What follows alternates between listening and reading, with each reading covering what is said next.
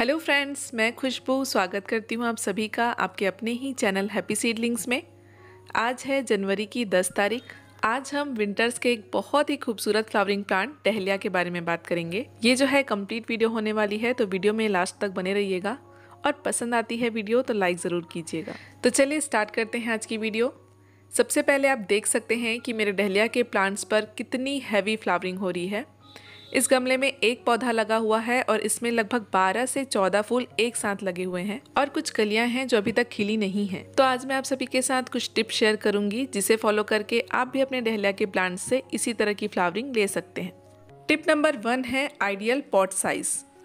तो दोस्तों, आप सभी को पता ही होगा कि डहलिया विंटर्स का एक बड़ा फ्लावरिंग प्लांट है जिसे फैलने के लिए काफ़ी जगह चाहिए होती है। तो आप कम से कम 9 से 12 इंच तक के गमले का चुनाव कीजिए। मेरा ये गमला 12 इंच का है। आप मिट्टी का, सीमेंट का या प्लास्टिक का कोई भी गमला ले सकते हैं। तो मेरा ये जो गमला है ये सीमेंट का गमला है और आप देख सकते हैं कि इसमें मैंने एक ही पौधा लगा के रखा है। तो आपको भी एक गमले में एक ही प्लांट लगा के रखना है। छोटे गमले में भी आप लगा सकते हैं, लेकिन अगर आपको इस तरह की फ्लावरिंग चाहिए तो कम से कम 9 इंच का गमला होना चाहिए। 12 इंच मैक्सिमम है, बहुत ज़्यादा बड़े गमले की भी ज़रूरत नहीं है। आप कोई सा भी गमला यूज़ करें, ध्यान रखिएगा ड्रेनेज होल का। ड्रेनेज सिस्टम बहुत ही बढ़िया होनी चाहिए जिससे कि आपके जो प्लांट्स हैं वो हेल्दी रहें। और आप देख ही सकते हैं कि मेरे प्लांट्स बहुत ही ज़्यादा हेल्दी हैं। टिप नंबर 2 है पिंचिंग। काफ़ी सारे लोग कहते हैं कि डहलिया की पिंचिंग नहीं होती है, लेकिन डहलिया की पिंचिंग भी की जा सकती है, पर सिर्फ एक बार। अगर आप इसकी बार बार पिंचिंग करेंगे तो फूल बहुत ही छोटे आएंगे और इसका जो वेट है वो बहुत ही ज़्यादा हो जाएगा, जिससे प्रॉब्लम हो सकती है। पिंचिंग से मल्टीपल ब्रांचेस डेवलप होंगी, पौधा घना होगा, जिससे फ्लावरिंग भी ज़्यादा होगी। तो ये जो प्लांट है इसी में मैं दिखा देती हूँ कि किस तरह से आपको इसकी पिंचिंग करनी है। तो इसमें आप देख सकते हैं कि ये जो न्यू ग्रोथ है, जो 2 पत्तियां हैं अभी तक खिली नहीं है, इसे ही हमें कट करके अलग कर देना है और इसे ही पिंचिंग कहते हैं। तो इस बात का आप हमेशा ध्यान रखें कि डहलिया का आपको नर्सरी से छोटा पौधा ही लेके आना है। इस साइज का ये कुछ 6 से 7 इंच का पौधा है और जैसे ही आप उसकी नई मिट्टी में रिपोर्टिंग कर देते हैं, उसके 6 से 7 दिन बाद ही आपको ये काम करना है, जब आपका जो प्लांट है वो नई मिट्टी में अच्छी तरह से सेट हो जाए और न्यू ग्रोथ दिखाने लगे। इसके बाद मैं गमले की मिट्टी की बहुत अच्छे से गुड़ाई कर रही हूँ और मैं कुछ दाने डीएपी के डालूंगी। 10 इंच के गमले में आप 10 से 15 दाने ले सकते हैं डीएपी के, और इस तरह से गमले के किनारों पर डाल दीजिए और मिट्टी से दबा दीजिए और इमीडिएटली पानी डाल दीजिए। डीएपी से क्या होगा कि आपके पौधे को अच्छी मात्रा में नाइट्रोजन और फास्फोरस मिलता रहेगा, जिससे आपका प्लांट बहुत ही हेल्दी और तेजी से ग्रो करेगा। तो मैं हमेशा प्लांट्स के इनिशियल डेज पर, यानी कि इसके ग्रोथ के टाइम पर, एक बार डीएपी का यूज करती हूँ। टिप नंबर 3 है फ्लावर बूस्टर फर्टिलाइजर। डहलिया के प्लांट्स को ग्रोथ के हर स्टेज पर फर्टिलाइज करना बहुत ही ज़रूरी होता है, क्योंकि ये जो विंटर के फ्लावरिंग प्लांट्स होते हैं इन्हें लंबे टाइम तक हैवी क्वांटिटी में फ्लावरिंग करनी होती है। तो प्लांट्स को सही टाइम पर सही फर्टिलाइजर की रिक्वायरमेंट होती है। अगर आपने अपने गमले की मिट्टी बहुत ही अच्छी तरह से बनाई है, यानी कि बहुत ही रिच्ड सॉइल आपने बनाई है, सही मात्रा में खाद और मिट्टी का इस्तेमाल आप करते हैं, बहुत ही हल्की भुरभुरी और वेल ड्रेन्ड सॉइल आपने बनाई है, तो बार बार इनमें फर्टिलाइजर ऐड करने की जरूरत नहीं होती है। तो मैंने आपको डीएपी का तो बताया ही कि हमें डीएपी का इस्तेमाल कब करना है। जब हम नर्सरी से पौधा लेकर आते हैं, उसकी रिपोर्टिंग करते हैं और जब प्लांट अच्छी तरह से नई मिट्टी में सेट हो जाता है और न्यू ग्रोथ दिखाने लगता है, उसके बाद हम डीएपी का इस्तेमाल करते हैं। उसके बाद जब आपको अपने प्लांट्स में इस तरह की छोटी छोटी सी कलियां दिखाई देने लगे, तब हम फ्लावर बूस्टर फर्टिलाइजर का इस्तेमाल करते हैं, जिससे कि फ्लावरिंग बूस्ट अप हो सके। तो चलिए देख लेते हैं कि मैं किस तरह से फ्लावर बूस्टर फर्टिलाइजर बनाती हूँ, और मैं पौधे पर डालकर भी दिखाऊंगी कि किस तरह से आपको इसको अप्लाई करना है। 70% के करीब मैंने लिया है गोबर की खाद। आप चाहें तो वर्मी कंपोस्ट या किचन वेस्ट कंपोस्ट का भी यूज़ कर सकते हैं।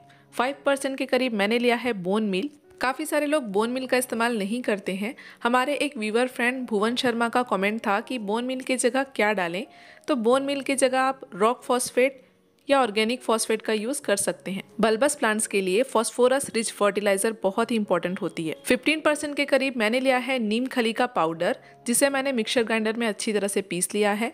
5% के करीब मैंने लिया है सीवीड माइक्रोन्यूट्रिएंट्स। 5% के करीब मैंने लिया है बनाना पील फर्टिलाइजर। केले के छिलकों को अच्छी तरह से धूप में सुखा लीजिए, उसके बाद इसका इस्तेमाल कीजिए। अब बहुत अच्छी तरह से सभी फर्टिलाइजर्स को मिक्स कर देना है। अब मैं आपको दिखाती हूँ कि इसे प्लांट्स पर अप्लाई कैसे करना है। देखिए, इस प्लांट पर मैं दिखा देती हूँ कि फर्टिलाइज़र अप्लाई कैसे करना है। बाकी जो पौधे थे जिनमें फ्लावरिंग हो रही है उनमें मैंने पहले ही फर्टिलाइज़र दे दिया था और ये जो प्लांट है मेरा ये थोड़ा लेट चल रहा था, तो अभी मैं इसमें ही आप सभी को दिखा देती हूँ। तो सबसे पहले आपको क्या करना है कि जो भी पत्ते मिट्टी को टच करते हैं उन्हें आप हटा लीजिएगा। उसके बाद किसी भी टूल की हेल्प से पौधे के चारों तरफ आपको बहुत अच्छे से मिट्टी की गुड़ाई कर देनी है। जब मिट्टी अच्छी तरह से लूज हो जाए उसके बाद हमें फर्टिलाइज़र को डालने के लिए जगह बनाना है। जैसे ही आप 2 से 3 इंच की मिट्टी हटाते हैं आपको ये छोटे छोटे से रूट्स दिखाई देंगे, बस यहीं पर ही हमें फर्टिलाइज़र डालना है। 2 मुट्ठी के करीब मैंने लिया है फर्टिलाइज़र और यहाँ पर मैं डाल दूंगी। उसके बाद सेम पॉटिंग मिक्सचर से ही मैं उसे कवर कर दूंगी और इसी तरह से सेम हमें दूसरी साइड भी करना है। तो चारों तरफ की मिट्टी हमें इस तरह से हटानी है और उसके बाद फर्टिलाइज़र डाल देना है। 10 से 12 इंच के गमले में आपको 5 से 6 मुट्ठी फर्टिलाइज़र डालना है। तो ये जो खाद है इसे हमें महीने में सिर्फ एक बार ही अपने पौधों को देना है। साथ ही लिक्विड फर्टिलाइज़र का भी यूज़ आप कर सकते हैं। लिक्विड फर्टिलाइज़र में आप सरसों खली का लिक्विड दे सकते हैं जो सर्दियों के फूलों के लिए बेस्ट होता है। सरसों खली के लिक्विड फर्टिलाइज़र की वीडियो का लिंक मैं डिस्क्रिप्शन में दे दूंगी, आप वहां से चेक कर सकते हैं। साथ ही आप देख सकते हैं कि मेरे गमले की मिट्टी कितनी सूखी है। ऐसी ही सूखी मिट्टी में आपको फर्टिलाइज़र देना है और फर्टिलाइज़र देने के तुरंत बाद आपको बहुत अच्छी तरीके से वाटरिंग कर देना है। टिप नंबर 4 है पेस्ट कंट्रोल। तो टाइम टू टाइम आप अपने पौधे की पत्तियों को चेक करते रहिए। इस तरह से पीली पत्तियों को हटाते रहिए। तो सबसे पहले आप नीचे की पत्तियों को उलट कर देखिए, क्योंकि पेस्ट का अटैक सबसे पहले नीचे की पत्तियों पर ही होता है। मोस्टली डहलिया के प्लांट्स पर एफिड्स, मिली बग्स, लीफ कर्ल और लीफ माइनर जैसी समस्या देखने को मिलती है। दोस्तों, अगर आपको अपने प्लांट्स से लंबे समय तक फ्लावरिंग चाहिए तो आपको अपने प्लांट्स को हेल्दी रखना बहुत ज़रूरी है। तो सबसे पहली ध्यान रखने वाली बात यह है कि जब भी आप नर्सरी से कोई भी पौधा लाते हैं तो सबसे हेल्दी पौधा ही सेलेक्ट करिए और उसमें किसी भी तरह का पेस्ट का अटैक ना हुआ हो। डहलिया पर सबसे कॉमन जो प्रॉब्लम है वो है लीफ कर्ल की, जिसके कारण जो बर्ड्स हैं वो खिल भी नहीं पाते हैं, कभी कभी तो बर्ड्स भी नहीं आते हैं। तो इस बार मैं भी नर्सरी से 2 सैपलिंग्स लेकर आई थी डहलिया के, जिनमें बहुत ही ज़्यादा लीफ कर्ल की प्रॉब्लम है, जिसकी वजह से वो खिल तक नहीं पा रहे हैं। लीफ कर्ल को हिंदी में पत्ता मरोड़ की बीमारी कहते हैं और जितने भी कटिंग्स से मैंने प्लांट्स तैयार किए हैं उनमें ऐसी कोई भी समस्या नहीं है, पर जितने भी प्लांट्स मैं नर्सरी से लेकर आती हूँ हमेशा उनमें इस तरह की समस्या दिखाई देती है। तो इस बात का आपको ध्यान रखना है। और ये जो पत्तों पर आपको सफ़ेद कलर की टेढ़ी मेढ़ी लकीरें दिखाई दे रही हैं, ये है लीफ माइनर।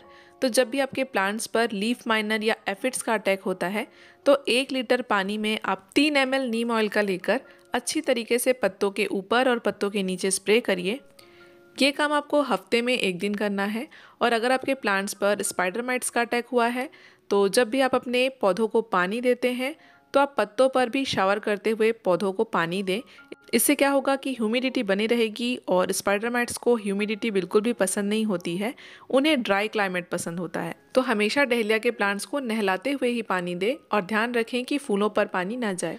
और अगर आपके प्लांट्स पर लीफ कर्ल यानी पत्ता मरोड़ की बीमारी हुई है तो आप सबसे पहले स्प्रेयर बॉटल में 1 लीटर पानी ले लीजिए और उसमें आप 1 टीस्पून के करीब कोई भी फंगीसाइड पाउडर ले सकते हैं।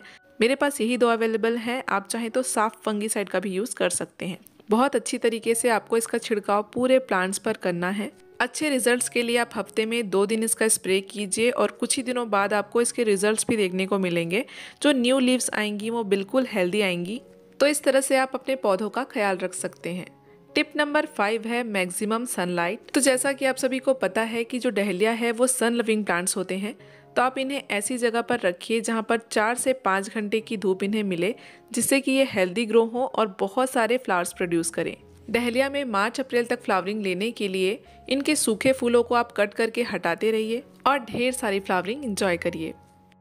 तो आई होप आज की वीडियो आप सभी को पसंद आई हो। अगर पसंद आती है तो वीडियो को लाइक और चैनल को सब्सक्राइब ज़रूर करें। बेल आइकॉन को भी ज़रूर प्रेस करें जिससे आने वाली वीडियो की नोटिफिकेशंस आपको मिलती रहें। ओके फ्रेंड्स, मिलते हैं नेक्स्ट वीडियो में। तब तक के लिए स्वस्थ रहिए, मस्त रहिए, गार्डनिंग में व्यस्त रहिए। बाय।